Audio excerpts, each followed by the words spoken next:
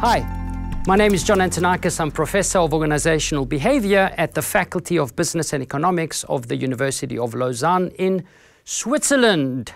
So the million-dollar question that's on everyone's mind is, who is going to win the election on the 3rd of November, Trump or Biden?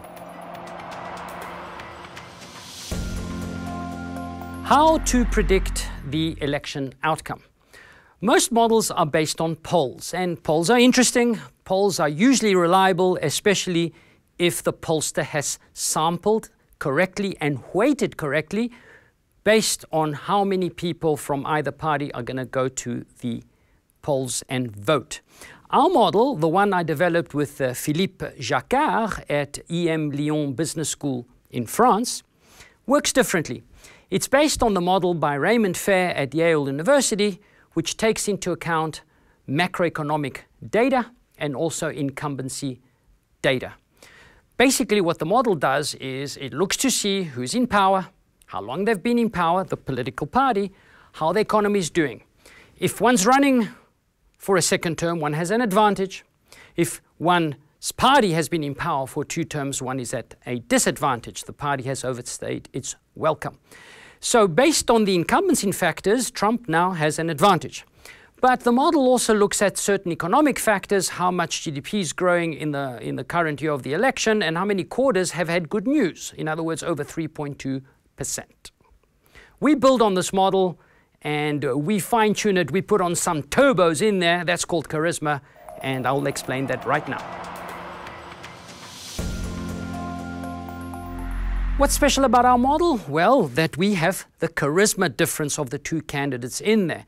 Most models that use objective information don't really care about who the candidates are. They sort of assume that either party has selected the most optimal candidate and both candidates are equally optimal, so what really matters is the economic fundamentals.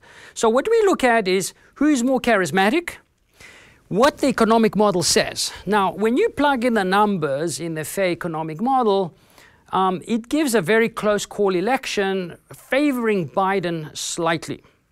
We use that prediction that we interact with the charisma difference of the 2 candidates to make a prediction. So in general, we have very good out-of-sample prediction accuracy, and especially in situations that are uncertain, people look to see who is more charismatic. It's that person in whom they will place their trust. So who's more charismatic? As you can see in the charts behind me, Trump wins on that criterion, whether we look at the raw level of charisma he exhibited or the percentage per sentence as graded in the acceptance speech at the Republican convention for Trump and at the Democratic convention for Biden. Why do we take the acceptance speech at the convention? Well, that's the speech that's most watched by people who are going to vote. More than 40 million people probably will watch it, depending on different estimates. And that's a reasonably good proxy of how charismatic a person is over time. So according to our criterion, Trump has an advantage, especially now that the economic fundamentals are pretty shaky, and the Yale model predicts a close call election. Now here's the million-dollar question, who is going to win? Well, we're in a corona fog right now. It's very hard to see what's going to happen, and key to calibrating our model correctly is having accurate estimates for GDP growth. Now, we looked at forecasts made by OECD and a couple of the Federal Reserve banks, and it seems like GDP is going to contract by a pretty hefty amount by the end of the year, around about 10%, perhaps more. However, it's not that matters mostly. What matters is what's happening now in the current quarter, and we have forecasts ranging from 10% GDP growth all the way to 35%. So we took an average of all these forecasts, which seems that the economy is going to grow about 20% in the last quarter. You know, this brings a lot of good news. The stock market's going to do well. 401ks, IPAs are going to do well. People will feel wealthy. And, you know, that 10, 15% in the middle who's not hardcore Republican or hardcore Democrat, these are the ones who are going to make the election swing one way or another.